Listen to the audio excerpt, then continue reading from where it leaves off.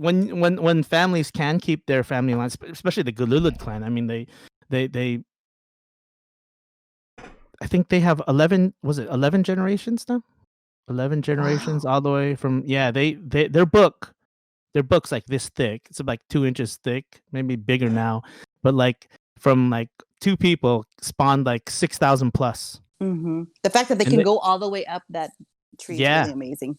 it's Yeah. pretty damn amazing. Yeah, they're Yeah, I probably know. the family that created. I mean, maybe even I don't know, just developed Basau in the sense because they've been Probably there for that's so how I long. feel like that's how usually That's how stuff, areas are you know. made. Yeah.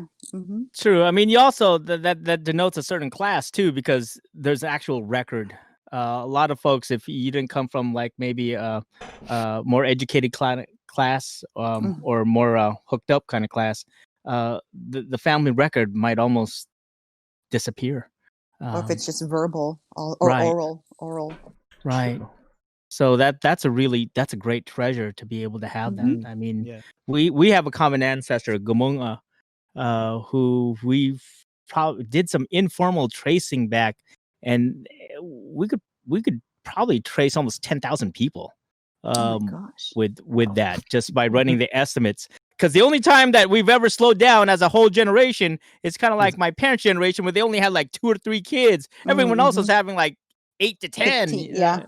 So so it's and that lineage runs for maybe about 6 generations, and they were pretty prolific. So that's some of the estimates. So in addition to all the these, intermarrying.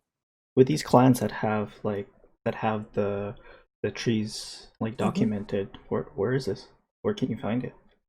You can. I'm actually part of the Laoyan clan, which is in Benguet, and because but that name got lost in my family because it's all the women. Like my great grandmother was a Laoyan, but then she married and she had a daughter who also married, and so that name, the Laoyan name, got lost. But what is it called? They made a book back in 1994. So of course it's due for an update.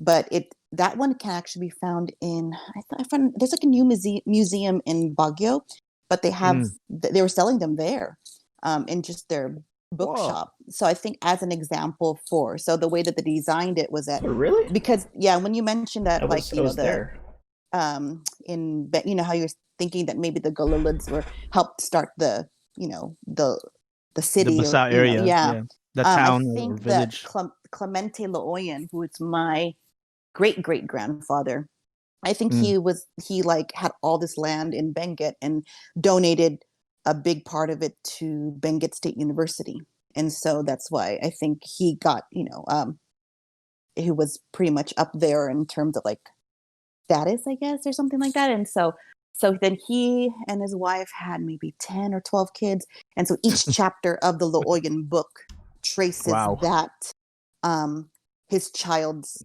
tree. So it's kind of amazing. And that is awesome. So that's where I feel like at least, and then on my mom's side, in Bontoc, it's a little bit different, but they still had a clan reunion, and it was just kind of like led by, most of the people in Bontoc, like, they either stay or they go, so the ones who are attending these clan reunions are mostly the ones who are already all there and they'll still live there. And I was just kind of watching how, because the Laoyan clan, they have a reunion every 2 years. And then my mom's clan, it was, very community based and stuff. And so there's just like one person that they're just rewriting it over and over. And so I was like, gosh, if they could just get like the funding to like make this work. And so I guess that's what they did with the Laoyan side. Because my auntie Ursula was, she was Ursula Dowie. She's the one that was in charge of, she used to be the principal of Brent School in Baguio. So she kind of helped lead the procurement of all of the information before a lot of the elders passed. And so that's how they kind of created that book. Now, I don't know about how they're going to do with the update, because it's now, how many, I was probably 10 when that one came out. And so it's been 16 years, I think.